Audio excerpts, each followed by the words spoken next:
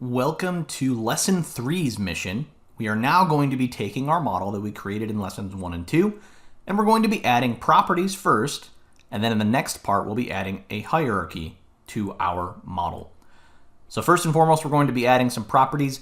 If you don't have it up already, reopen the model that you worked on in Lessons 1 and 2.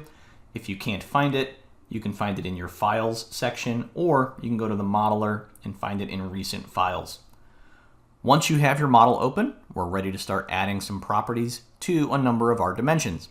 We're going to start with our sales rep dimension. So click on the sales rep card here, and then the sales rep dimension table listing here. Ultimately, we want the details panel to show us the details for our sales rep dimension. And we can add all of our properties directly from this details panel. And to begin, in our details panel, find the properties section and click on the button to create a property. This will open up a pop-up. We're going to call this first one email. The type is going to be text. There are a number of different property types. For our purposes, everything we're going to make is going to be text except for two, and I will let you know when those are coming up. Click on create. And now that you have added a property to this dimension, in the dimension details panel, we now see that property listed here as a generic type. When we want to add more, which we do, we now will click the smaller plus sign icon here, create property, and rinse and repeat for our different properties. This one's going to be called position.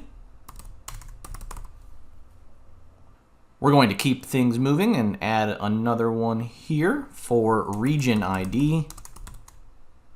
And as usual, special characters are not allowed in the ID, but you can have spaces in the description. Adding another one for region name. And there we now have 4 properties for our sales rep dimension. Go ahead and save.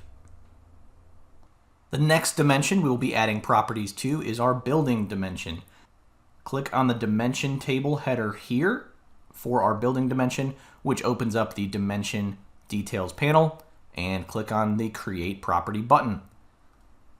The first one we're going to make is building type. Next is going to be city ID, then city. Then we're going to do region/state. Oh, special characters not allowed, that's right. So I cannot have that slash in there. I will add that in my description. And then continent. Then these next two are not going to be the text type. This one I'm going to do latitude, and my type has to also be latitude. There are these specific latitude and longitude property types available to us that allow us to use geo-coordinate functionality within SAC. So this one's going to be longitude, and the longitude type from the dropdown. And there we have it. I now have 5 generic properties for my building dimension and 2 specific geo-coordinates properties, my longitude and latitude, all for my building dimension. The next dimension that needs a property is our part dimension. So I'm going to click on that part dimension table icon here, and I'm going to click on create property. This one just needs one, and it's called part category. Again, the ID cannot have the space, and there we go, part category. Last, our customer dimension needs a number of dimensions.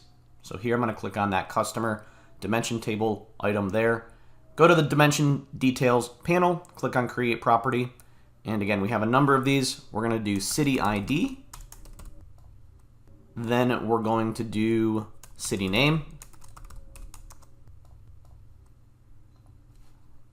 add new property state ID, state region, country,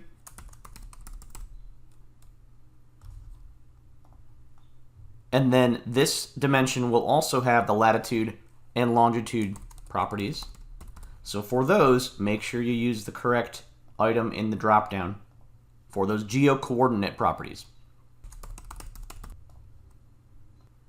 And there we go. Those are all of the dimensions that require properties here for this lesson. So go ahead and save your model when you're done.